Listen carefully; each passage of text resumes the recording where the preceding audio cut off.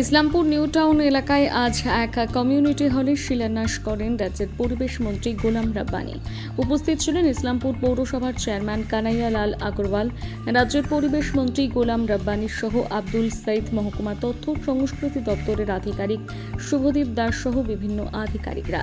রাজ্যের মন্ত্রী গোলাম রাব্বানী বলেন, আজ মুখ্যমন্ত্রী মমতা বন্দ্যোপাধ্যায়ের নির্দেশে এই কমিউনিটি হলে কাজ শুরু হয়েছে। আনুমানিক প্রায় 83 লক্ষ টাকা ব্যয় এই কমিউনিটি হল তৈরি হবে বলেও তিনি জানিয়েছেন।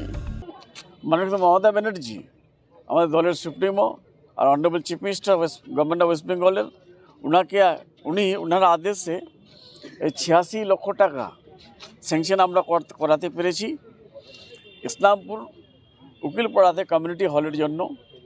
আজকে ওটার জন্য আমরা এসেছিলাম এই জমিটা দেখতে আর কি করে ভালো হয় এটার জন্য আমাদের এখানকার চেয়ারম্যান কানাইয়া আগরওয়াল সাহেব, ওয়ার্ড কাউন্সিলর আপনার ফিরোজ, আমাদের সাব্বির সাহেব, তারপরে ফয়াজ সাহেব, সবাই আমরা এখানে আছি এটা উদ্বোধন করে। এবার আজকে গোয়ালপুরে অনেকগুলো উদ্বোধন আছে, স্মোকলেস চুলা, তারপরে এলইডি ইয়ার মনিটরিং কোয়ালিটির একটা যন্ত্র, তারপরে এবার যেটা কানাইয়া ওখানে দিয়েছেন বাস টার্মিনাসে আমাদের স্কিমগুলো এলইডি, ওটা, তারপরে আবার বায়োডাইভার্সিটি পার্ক, এটা গোয়ালপুরে ইনোভেশন হবে আজকেই। চুলা নাই করে কমপক্ষে 1000-1500 হবে ওখানে চুলাগুলো, যেটা স্মোকলেস আছে, যেটার স্মোকটা বাইর হয় না, অ্যাবজর্ব হয়ে যায় ওখানে।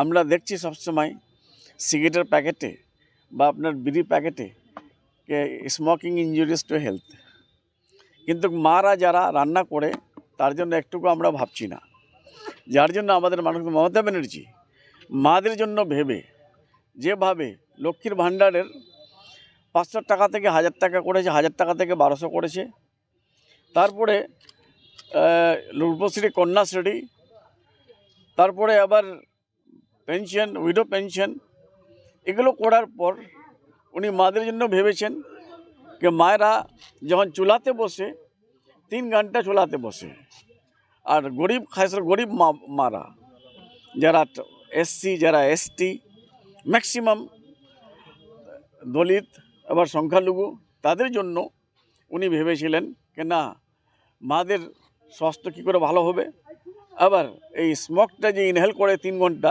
এটা কি করে মুক্তি পাবে, যার জন্য স্মোকলেস চুলা ওনার আদেশে আমরা ডিস্ট্রিবিউশন করছি।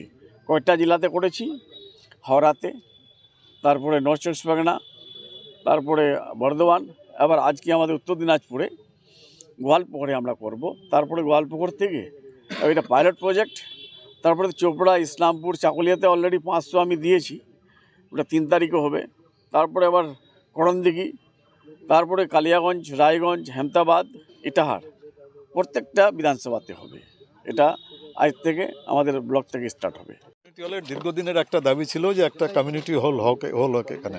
এর আগেও আমরা মন্ত্রী সাহেবকে নিয়ে এখানে জায়গা পরিদর্শন করেছিলাম, তখন এই জায়গাটাই আমরা সিলেক্ট করেছিলাম, এসডি সাহেবও ছিলেন তখন, সবাই মিলে যে এই জায়গাটা কমিউনিটি হল হওয়ার জন্য উপযুক্ত জায়গা। সেই হিসাবে আজকে এখানে উদ্বোধন হয়েছে। 86 লক্ষ টাকার মতো একটা কমিউনিটি হল এখানে কাজ হবে।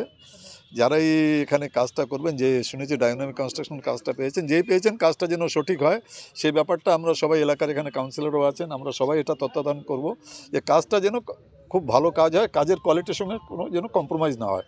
বলছি যে কালিয়াগঞ্জের যে বিধায়ক, তিনি তৃণমূল থেকে আবার বিজেপি থেকে, এতে উত্তর দিনাজপুর রাজনীতি আসা যাওয়া পার্ক না এটা, যে যখন ইচ্ছা হলো পার্কে গেলাম আর যখন ইচ্ছা হলো বাড়ি চলে আসলাম।